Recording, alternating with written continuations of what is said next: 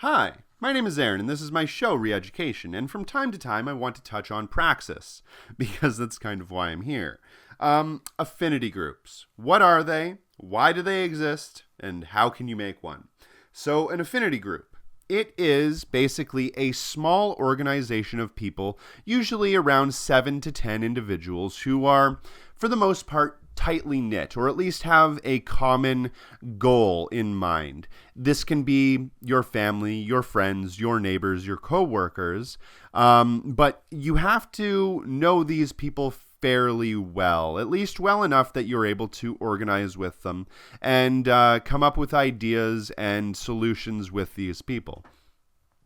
The idea of an affinity group is that it's a decentralized, self-organized group that comes together for an allotted amount of time, however long it necessarily takes to achieve their goal, and then afterwards is able to be disbanded.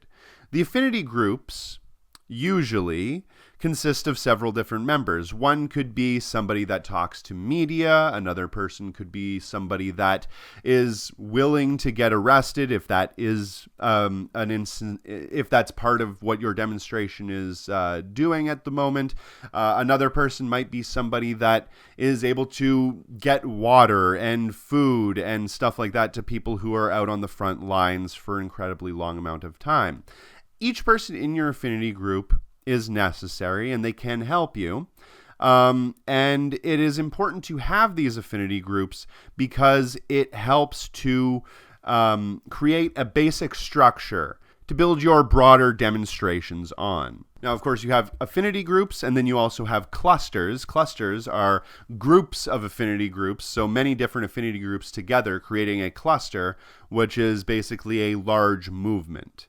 Now, why do we need affinity groups? Affinity groups are necessary because when you don't have centralized organization, in anarchism, you wouldn't have a centralized organization. You need to still have some sort of structure. You can create a superstructure, a dual power, if you will, with affinity groups.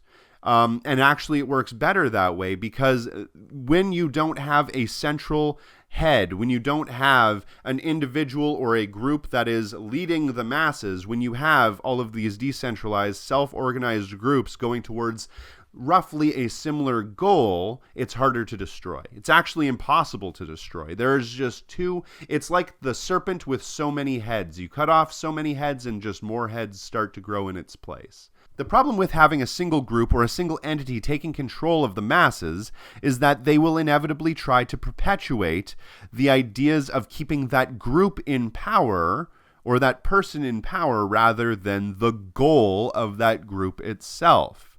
That's how fascism sneaks its dirty little head in all the time, is that when you find a way that you can keep and hold power, you do, and then the workers don't get to have control of the means of production, then some fascist or some dictatorship does. And that doesn't help anything.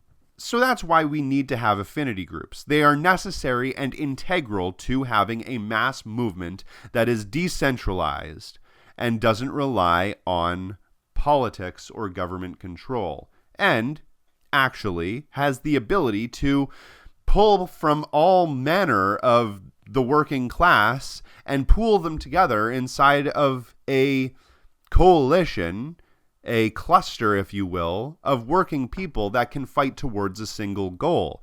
That was what I was talking about in my last video when I was talking about insurrectionary anarchism, where you can have all of these disparate or disjointed or dissimilar groups working together for a cause, to attack. So, of course, then the final question is how? How do you create an affinity group in your community? Well, that's easy.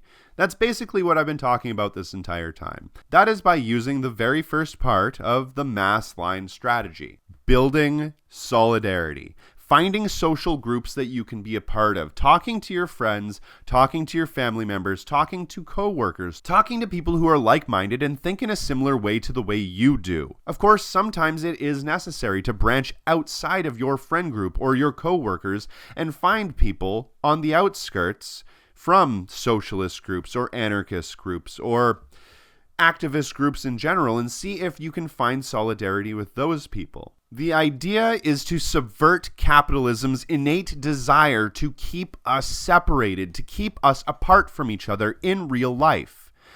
In the online sphere, it is incredibly important to build that solidarity as well. Obviously, we have to tackle this in two fronts. There is the online propaganda sphere and the real life world, and they influence each other constantly. So obviously, build solidarity online, but building solidarity in real life is where it makes the most difference. You can't relate to the masses if you don't know who won the World Series. You have to get out there and talk to people. You have to be there and be a part of the community.